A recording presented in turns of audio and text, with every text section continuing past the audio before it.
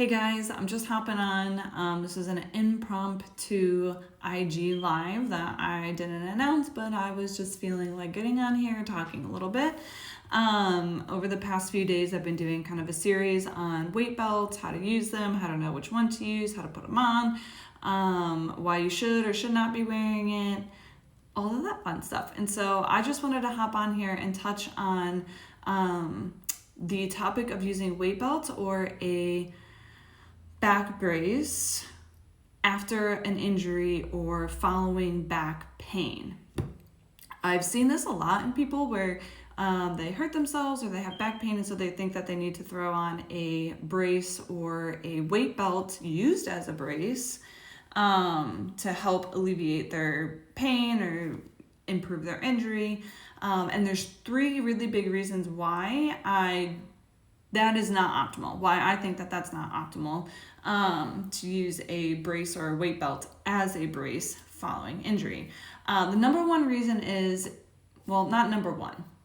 First reason, it restricts your movement, right? So one thing that we do know is following injury and during pain, continuing to move is important for optimal healing quicker, and keeping your body strong during an injury or during pain. So slapping a brace on or putting a weight belt on to act as a brace restricts our movement. This impedes our movement patterns. We start to kind of be in like these stiff postures where we're just kind of turning, or we're bending over very stiffly. We're not squatting correctly. We're not bending over to pick something up correctly.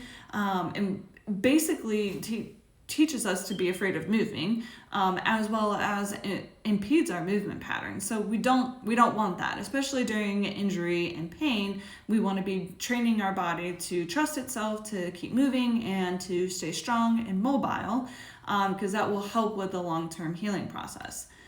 The second reason is I want you to think about wearing a back brace and a weight belt as a brace as the same thing as wearing a cast or a brace on your leg.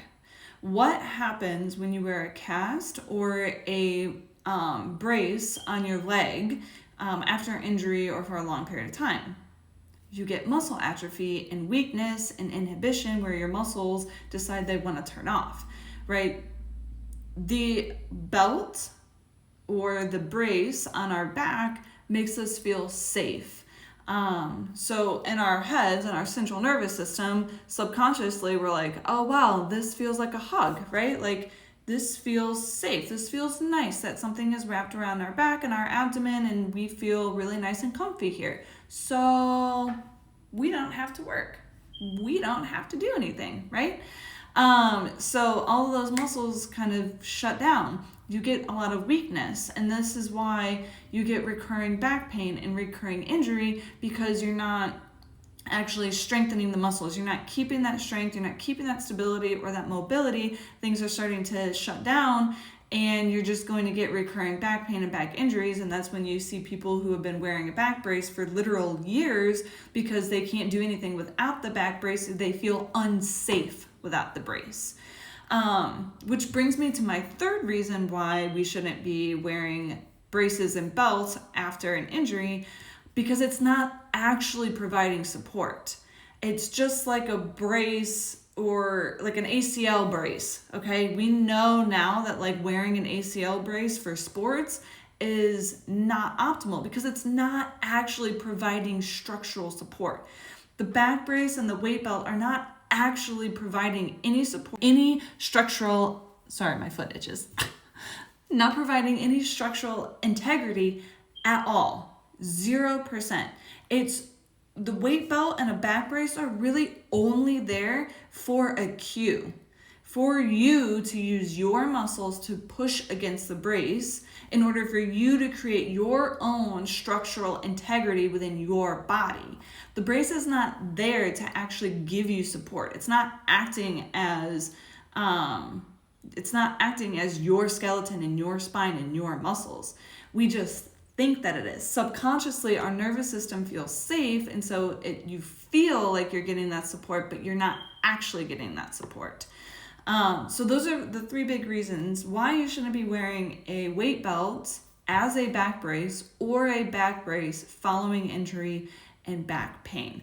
1, it restricts your movement patterns. 2, your muscles start to turn off, so you get weakness, loss of stability, and loss of mobility. And number 3 is you're not actually getting any support from that back brace. It's not really doing anything for you. So those are the 3 biggest reasons why I encourage people to not throw on a back brace or a weight belt after injury or during an injury recovery process. So if you're going to the gym and wearing a back brace while you're doing bicep curls and tricep push downs because you have back pain, then there are other exercises we should be doing. There are other things that you need to be doing to improve your core. We shouldn't be throwing on a back brace to put a Band-Aid on the situation, because you're just going to continue to have issues down the line. It's like slapping on a little tiny Band-Aid for a gushing cut in your arm, right? It's not actually doing anything.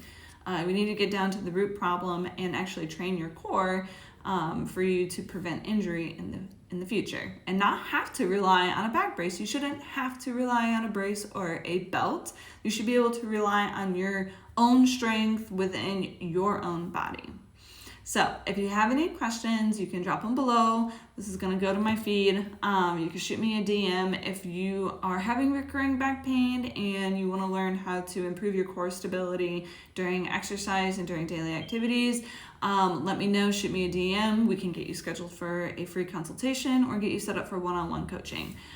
So just let me know. I hope you guys have a fabulous Monday, and thank you for tuning in.